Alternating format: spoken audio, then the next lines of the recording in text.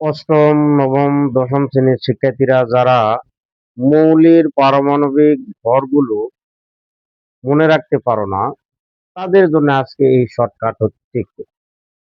তাহলে সময় বেশি না নষ্ট করে চলে যাওয়া যাক বোর্ডের দিকে, দেখি কিভাবে আমরা নির্ণয় করতে পারি।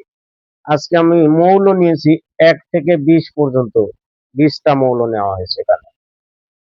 তাহলে কিছু মৌল ব্যতিক্রম বাদে, যেগুলো বিজোড় সংখ্যক, যাদের পারমাণবিক সংখ্যা হচ্ছে বিজোড়, যেরকম হচ্ছে 1, 3, 5, 7, 9, তারপর হচ্ছে 11, তারপর হচ্ছে 13, 15, 17, 19, যেগুলো বিজোড় সংখ্যক, অর্থাৎ কিছু 5টা মৌল ব্যতিক্রম ছাড়া যেগুলো বিজোড় মৌল, যাদের পারমাণবিক সংখ্যা হচ্ছে বিজোড়, তাদেরকে কি করবো আমরা 2 দ্বারা গুণ করে, পারমাণবিক সংখ্যাকে 2 দ্বারা গুণ করে 1 যোগ করে।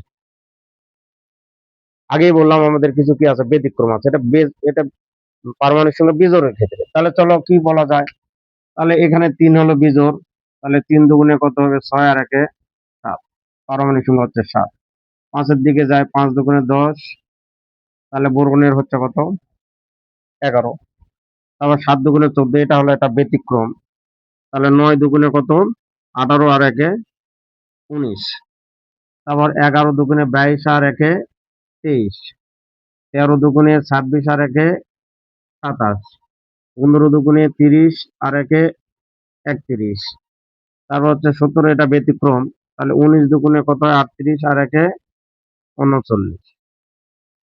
এখন যেগুলো জোড় সংখ্যক, অর্থাৎ যে সকল মৌলের পারমাণবিক সংখ্যা জোড়, তাদেরকে আমরা 2 দ্বারা গুণ করে দিলে পারমাণবিক ভর বের হয়ে যাবে।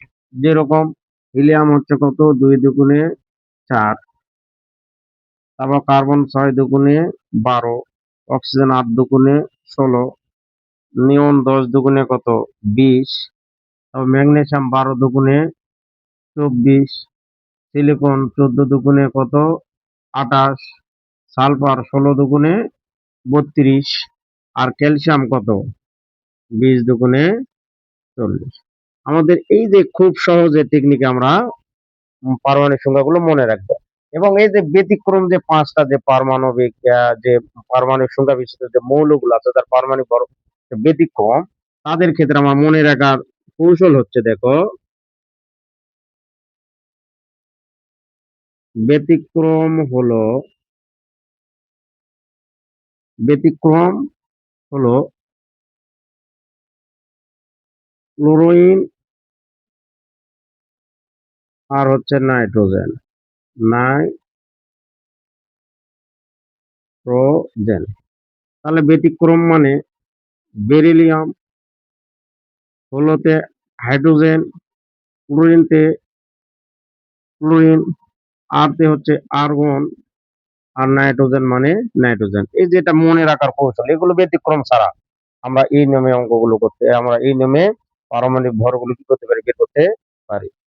ঠিক আছে, তাহলে এভাবে আমরা কি শর্টকাট টেকনিক আমরা মনে রাখবো ইনশাআল্লাহ। ভালো থাকবেন, সুস্থ থাকবেন।